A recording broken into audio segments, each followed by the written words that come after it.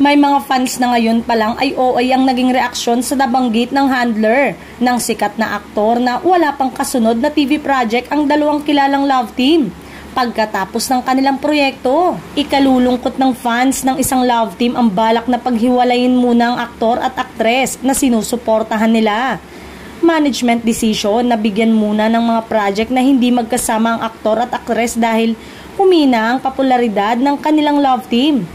Ipapareha ang aktor sa isang aktres na bahagi rin ng isang love team. Bagay na pagsamahin ng dalawa dahil parehong maganda ang kanilang mga mukha. Bibigyan naman ng ibang project at babaguhin ang image ng aktres na love team ng aktor. Asahan natin na magpoprotesta ang mga supporters ng love team na bubuwagin dahil mahihirapan sila na tanggapin ang desisyon ng mga namamahala sa karir ng aktor at aktres. Actually, may kasalanan din ng fans ng love team dahil hindi hihina ang popularidad ng aktor at aktres kung consistent ang kanilang ipinapakitang suporta. May mga hula naman na ilang netizen, say naman ng ilan kung sa bagay, hindi na uso ang love team ngayon ngunit ewan lang kung sisikat daw ang leading man ito dahil malaking bagay umano ang nagawa ng aktres na binuhat ang karir ng pangalan ng aktor.